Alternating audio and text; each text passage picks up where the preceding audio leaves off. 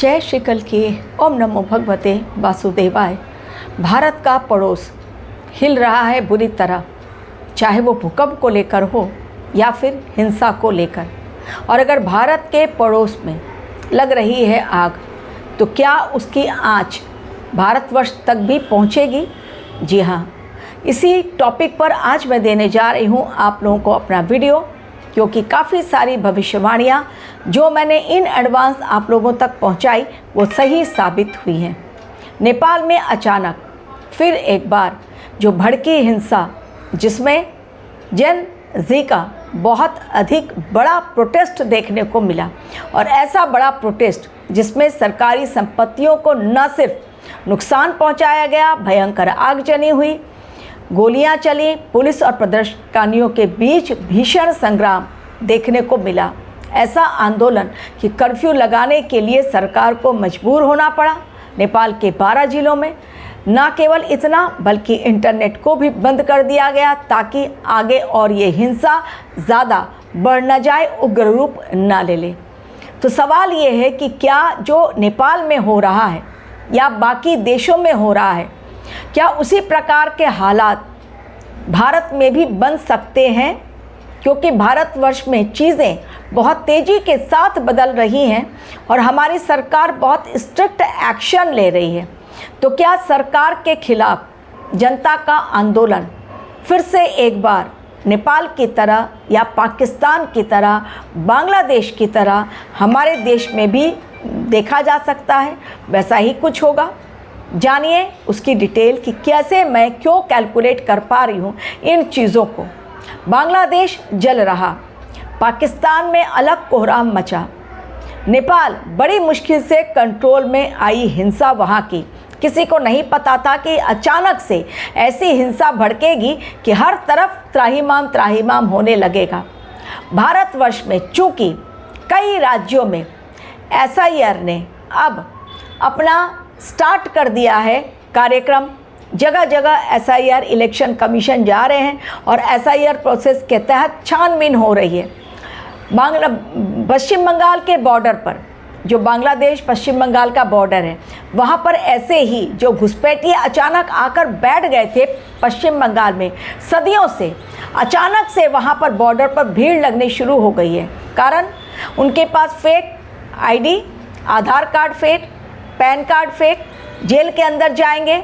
इससे अच्छा है कि अपने बांग्लादेश में हम पहुंच जाएं। सब लोग वहां पर अपना सब कुछ सामान लेकर पहुंचे हुए हैं, बॉर्डर पर काफ़ी भीड़। और ममता बनर्जी अब हिल रही हैं, क्योंकि अगर इतने घुसपैठिए उनके राज्य से बाहर निकल गए तो उन्हें वोट कौन देगा? ये समय जो चल रहा है वो इसी ओर संकेत दे रहा है।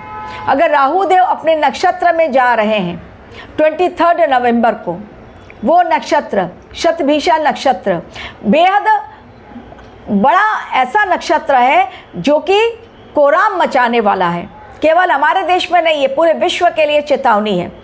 और ये करीब 8 महीनों का ये ट्रांजिट है और राहुदेव 18 वर्षों के पश्चात अपने नक्षत्र में जा रहे हैं।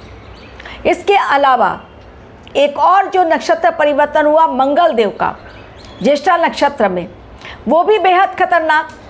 तो इस समय नक्षत्र परिवर्तन, वक्रीय गुरु, वक्रीय शनि और वक्रीय बुध, जो कि कुछ दिनों के पश्चात मार्गीय होंगे, लेकिन फिलहाल वक्रीय जब मैं आपको वीडियो दे रही हूँ तो चीज़ें तो बिल्कुल सही नहीं दिखलाई पड़ रही और हो भी रही हैं। जैसी चेतावनी, जैसा संकेत दिखलाई पड़ रहा है, वैसी चीज़ें भी हो रही हैं। तो अब सवाल है कि क्या भारतवर्ष में, जहाँ पर कि भारतवर्ष की कुंडली में मंगल की महादशा, तो क्या भारतवर्ष युद्ध के मैदान में कूदेगा?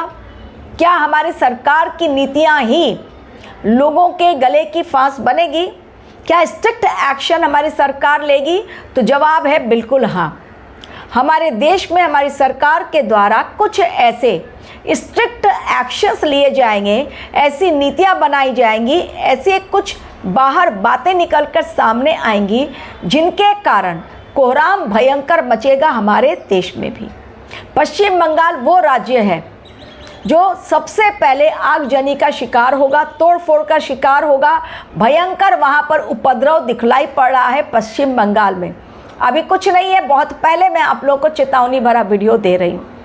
पश्चिम बंगाल के पश्चात हमारे देश के कई राज्यों में जहां पर अभी भी छिपे बैठे हुए हैं आतंकवादी, और जहां पर लोग अपने घरों में, ऑफिस में, चाहे वो फरीदाबाद हो, हरियाणा हो या फिर पंजाब हो, जम्मू कश्मीर हो, ऐसी बहुत सारी रेड पड़ रही है हमारी सुरक्षा एजेंसियों की, जहां से कि विस्फोटक पदार्थ मिल रहे हैं और आतंकवादी अब भी छिपे बैठे हैं।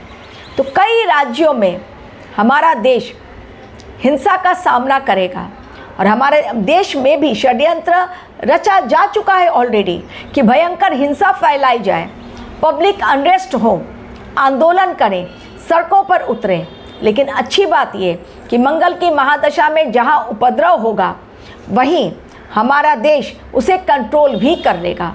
बहुत लंबे समय तक ये नहीं खींचेगा, क्योंकि हमारे देश ने ऑलरेडी जो इनपुट मिले हैं उसके लिए तैयारी अपनी पूरी कर ली है। हर जगह हमारी इंटेलिजेंस टीम बिल्कुल एक्टिव मोड में है, सुरक्षा एजेंसियां हर जगह जाकर रेड डाल रही हैं। लेकिन कहा जाता है ना कि जयचंद छिपे हुए हैं। अब भी हमारे देश में एक दो नहीं, सैकड़ों नहीं, हज़ारों जयचंद हैं जो अपने ही देश में बैठकर अपने ही देश को हिलाने की कोशिश कर रहे हैं। इन सब से निपट लेंगे हमारी सरकार, हमारे वो देशवासी जो धर्म के रास्ते पर हैं, हमारे वो साधु संत जो आने वाले समय में यात्रा करेंगे, एक ऐसी एकजुटता दिखाएंगे जिसके कारण वो लोग जो कि षड्यंत्र रच रहे हैं घुटनों पर आएंगे। तो जवाब कि क्या हमारे देश में नेपाल की तरह हिंसा या जो लेह में हुआ था फिर एक बार हो सकता है? जी हाँ, ये जो जन जी वाले हैं वो कहीं पर भी जाकर हंगामा कर देते हैं। ऑलरेडी कई जगहों पर इनका हंगामा हो चुका है। ये केवल फिराक में रहते हैं, कैसे कहाँ पर जाएं और तोड़ फोड़ करें, क्योंकि इनमें ही कई कट्टरपंथी उग्रवादी घुसे हुए हैं इनमें। अब इस समय जो लोग दो फेसेस को लेकर घूम रहे हैं, यानी अंदर का अलग और बाहर का अलग, वो इस समय एक्सपोज होंगे। लोग वास्तव में समझेंगे कि कौन उनके साथ है और कौन उनके खिलाफ है। और हमारे देश को बहुत सारी बातें पता चली हैं कि दिल्ली ब्लास्ट में कौन कौन शामिल था, कौन कौन से देश। इसमें केवल पाकिस्तान का हाथ नहीं था, क्योंकि पाकिस्तान ने खुले तौर पर कहा है कि दिल्ली ब्लास्ट में उनका हाथ था। तो केवल पाकिस्तान नहीं, पाकिस्तान के साथ कुछ और देश भी हैं जो मित्रता का ढोंग रच रहे हैं और वास्तव में वो मित्र नहीं है हमारे देश के, जिनमें नंबर 1 पोजीशन पर अमेरिका और नंबर 2 पे चाइना, जो अभी फ़िलहाल दिखलाई पड़ रहा है सबको कि ये मित्र है, बिल्कुल मित्र देश नहीं है। कहीं ना कहीं हमारी सरकार को मिल गया है वो इनपुट, अंदेशा हो गया है कि इन लोगों का, जो लोग दम भरते हैं दोस्ती का, बिल्कुल नहीं, वो पीछे से वार कर रहे हैं। क्योंकि राहु देव का अपने नक्षत्र में जाना, यानी इस समय लोग भ्रमित होते हैं और भ्रम जाल में ना उलझे हमारी सरकार। इसलिए इस समय बहुत बड़ी मात्रा में, बहुत ज़्यादा सीक्रेट मीटिंग्स चल रही है बार बार, और ऐसी मीटिंग चल रही है जिसमें केवल हमारे रक्षा मंत्री, हमारे अमित शाह जी, प्रधानमंत्री जी, विदेश मंत्री, गिने चुने लोग ही उसमें शामिल है। बाहर उनके ही दल के लोगों को कुछ नहीं पता कि अंदर मीटिंग में क्या चला। बहुत खुफिया तैयारी चल रही है आने वाले समय के लिए। तो क्या हमारा देश तैयार हो रहा है ये जानकर कि आने वाले षड्यंत्र से कैसे निपटा जाए, और क्या हमारे देश में भी हंगामा हो सकता है नेपाल की तरह? तो जवाब है बिल्कुल हाँ।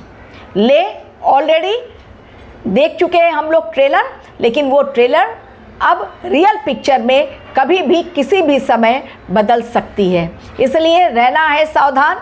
हर जगह जाएं आप, जहाँ कहीं घूमने जाना है, लेकिन किसी के बारे में या बिना जाने समझे किसी की बात पर विश्वास ना करें, भ्रम जाल में ना उलझे। राहु का सदभिषा नक्षत्र में जाना 23 नवंबर से चीज़ें एक अलग बदलाव लेकर आती हुई दिखलाई पड़ रही हैं। Thank you very much for watching my video.